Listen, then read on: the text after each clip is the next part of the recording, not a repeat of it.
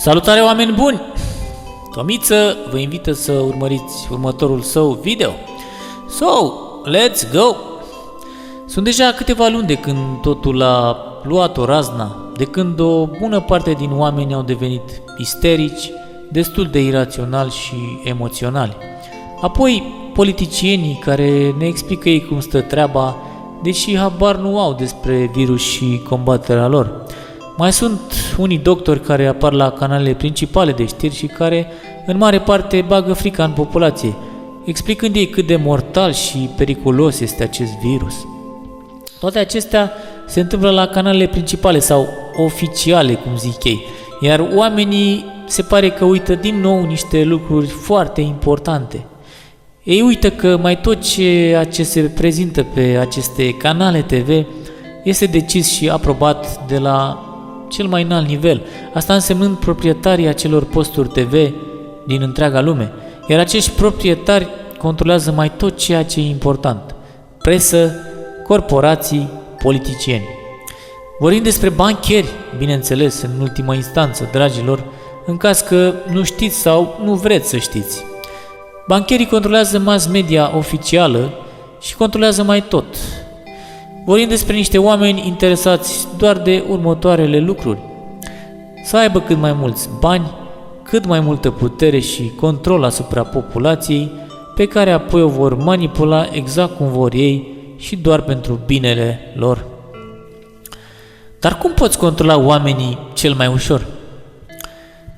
Fostul lider nazist Hermann Göring a explicat asta foarte clar la procesele de la Nuremberg, spunând: sigur că oamenii nu vor război, însă, până la urmă, liderii țării sunt cei care determină politica și este întotdeauna o chestiune simplă aceea de a atrage oamenii după ei, indiferent că vorbim despre democrație, de o dictatură fascistă, despre un parlament sau de o dictatură comunistă. Tot ce trebuie să faci este să le spui că sunt atacați și să denunți pacifiștii pentru lipsa de patriotism și expunerea țării la un pericol și mai mare. Exact ce a spus Göring se întâmplă acum. Iar pentru asta, acești indivizi au la dispoziție întreaga sau aproape întreaga presă oficială de pe Terra. Tot ce spun politicienii la TV, tot ce spun faimoșii doctori la TV, tot ce spun faimoșii realizatori de emisiuni sau prezentatori TV, totul sau aproape totul este controlat și aprobat în prealabil. De fapt, acest control începe încă din fazele incipiente. Politicienii importanți sunt selectați uneori deja dinainte de alegeri, de către cei care învârt lucrurile. Prezentatorii sau jurnaliștii sunt controlați în principiu de șeful de secție sau de redacție, care are și el directive venite de mai sus, iar doctorii care vorbesc în emisiuni sunt aleși pe sprânceană, de cele mai multe ori pe considerente politice. Iar cine sare coarda și are curajul să își spună cu adevărat părerea sau vine și prezintă și alte puncte de vedere diferite de narativa oficială, este eliminat destul de repede și chiar aruncat în închisoare în unele cazuri. Un exemplu foarte elocvent este Dan Diaconescu și televiziunea sa OTV, care, deși trata multe subiecte puerile, a fost singura televiziune de anvergură națională care a avut curajul să dedice o noapte întreagă unui subiect foarte controversat și șocant. Se întâmpla undeva prin vara lui 2006 și vorbesc aici despre atacurile de pe 11 septembrie 2001 de la World Trade Center. Ei bine, timp de mai multe ore, OTV-ul a arătat și a disecat un punct de vedere diferit legat de cele întâmplate atunci, și anume faptul că a fost de fapt un false flag, o înscenare făcută chiar de americani în colaborare cu alte state, toate cu scopul de a avea un motiv să pornească așa zisul război împotriva terorii și al teroriștilor, care a fost folosit apoi ca scuză pentru a ataca mai multe state din Orientul Mijlociu în mod total ilegal. Diaconescu a avut chiar și curajul să-și creeze propriul partid politic, care a reușit chiar să intre în Parlament, având deja un număr destul de ridicat de votanți la nivel național. Dar toate acestea au sfârșit brusc, atunci când Diaconescu a fost întemnițat pe niște acuzații destul de subțiri. Mesajul este destul de clar. După cum zicea și George W. Bush, fostul președinte american, cine nu e cu noi, e împotriva noastră. George Carlin, marele comic și scriitor american independent, a vorbit deja acum câteva zeci de ani despre această stare a lucrurilor, în câteva momente sclipitoare pe care le aveți traduse în limba română la descriere într-un video. Oricum, ca să revenim la subiect, oamenii de rând trebuie să facă un singur lucru dacă ei doresc o adevărată schimbare în bine pentru ei și pentru întreaga umanitate. Doar un singur lucru. Să nu se mai uite la TV. Repet, să nu se mai uite la TV. Repet încă o dată, în caz că nu am fost destul de clar. Să nu se mai uite la TV. Poate doar pentru ceva sport, atât. Să nu se mai uite la TV și să înceapă să fie mult mai conectați la internet și la tot ce este cât mai independent pe internet. Iar aici includem foarte mulți formatori de opinie independenți, care se găsesc în aproape orice țară. Sunt echipe de investigații independente, televiziuni independente, jurnaliști și reporteri independenți, youtuberi, bloggeri și podcasteri independenți. Sunt foarte mulți. Vorbim despre media alternativă. Aceasta este șansa de schimbare a omenirii, nu niște trusturi de presă deținute și controlate de bancheri. Oameni buni, treziți-vă! Până și Organizația Mondială a Sănătății sau OMS, cea care ne tot trâmbițează în legătură cu așa zisa pandemie, chiar și această organizație a fost înființată tot de marii bancheri ai lumii. Este pandemie, spun ei, dar haideți să ne uităm la niște cifre. Până în acest moment, adică în ultimele 4 luni de zile, au murit de coronavirus sub 230.000 de oameni, conform Worldometers. Coronavirus este un virus similar gripei. Conform OMS-ului, anual în lume mor aproximativ 650.000 de oameni de gripa normală. Deci, proporțional vorbind, este vorba de aproape aceeași rată de mortalitate ca și la gripa normală. 4 luni de coronavirus înseamnă o treime de an. 650.000 împărțit la 3 egal 216.000 de oameni. Deci, aproximativ același lucru. Ceea ce este interesant este faptul că de când cu coronavirus se pare că nu a mai murit nimeni de gripa normală în tot acest timp. Cel puțin dubios, nu? Și mai ciudat este faptul că pandemia a fost decretată extraordinar de devreme, când numărul de infectați era foarte mic. Pare foarte mult, mai mult ca ceva dinainte pregătit și decis. Pentru mine personal a fost o decizie venită foarte de sus. V-am explicat deja de la ce oameni. După niște reportaje înfiorătoare venite din Italia, aproape toate celelalte țări au intrat în hipnoză parcă, aliniindu-se foarte obedient, nechestionând nimic și instaurând acelea situații de urgență care țin oamenii închiși în case, mai mult sau mai puțin. Cine crede în reportajele din Italia despre coronavirus, este rugat să se uite la acest video în care Vittorio Sgarbi, deputat italian, demontează această șaradă. Trecând mai departe, haideți să mai luăm în considerare alte lucruri foarte ciudate. Se alocă deja mii de miliarde de dolari în întreaga lume, chipurile, pentru a combate această amenințare. În tot acest timp, foarte mulți oameni stau acasă, deci nu mai muncesc. Asta înseamnă că economia stă pe loc, că nu se mai produce mai nimic, iar asta înseamnă mai departe o criză financiară iminentă. Orice om cât de cât rațional va realiza că, în mod normal, asta nu are nicio logică și nu poate fi decât o nebunie, și anume să oprești o lume întreagă pentru a combate un virus care omoară la fel de mulți oameni ca și gripa normală. Nebunie totală la o analiză simplă, nu? Dar, încă o dată, totul vine de sus, așa că tot ceea ce se întâmplă acum trebuie să aibă o logică foarte bună. Vorbim de logica celor care conduc lumea din umbră. Pot fi mai multe variante aici și putem specula că acești indivizi vor următoarele. 1. să fure libertățile fundamentale ale oamenilor în pregătirea unui sistem care îi controlează și îi manipulează și mai ușor ca până acum. 2. Să folosească acest virus ca pe o scuză la iminenta criză financiară imensă care stă să vină, criză ce va fi mai mare și mai dureroasă chiar și decât marea criză economică a secolului trecut, dintre anii 1929 și 1933. Punctul 3. Să vaccineze forțat întreaga umanitate în diferite scopuri.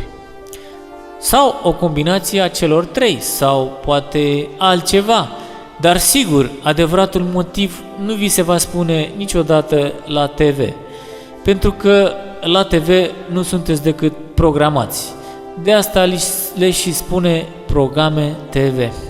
De fapt, la TV nu vi se spun alte lucruri mult mai șocante, dintre care am selectat câteva personal. În fiecare zi, 24.000 de oameni, dintre care peste 8.000 de copii, mor de foame pe Terra.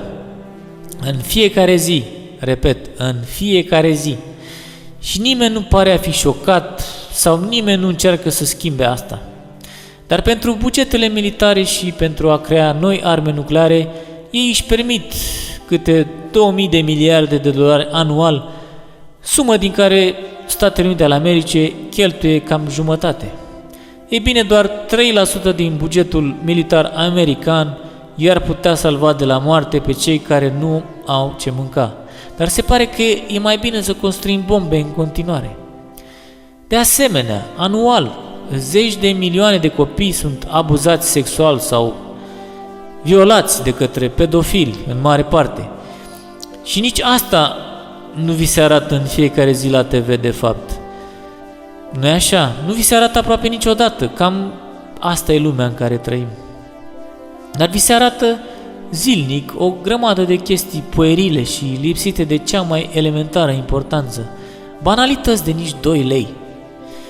Și încă o dată, atâta timp cât masele de oameni se uită la TV, ele continuă să aibă audiență, acest rahat mediatic și această îndobitocire vor continua negreșit. Pentru că este al naibii de profitabil pentru băieții din umbră. Acum vreau să vă spun alte câteva lucruri foarte interesante pe care nu prea veți avea șansa să le auziți la TV deopotrivă. Este nevoie de cam 2 ani pentru a se crea vaccinuri antigripale eficiente și sigure. Dacă ei scot mâine un vaccin anticoronavirus, el va fi eficient cu adevărat doar peste 2 ani. De asemenea, orice virus suferă mutații în mod regulat. Asta înseamnă că vaccinurile au un handicap din moment ce ele nu suferă mutații și trebuie create altele ca răspuns la mutațiile virusilor. Foarte important aspect acum. Aproape nimeni nu vorbește despre sistemul imunitar și despre incredibila sa importanță în păstrarea sănătății noastre.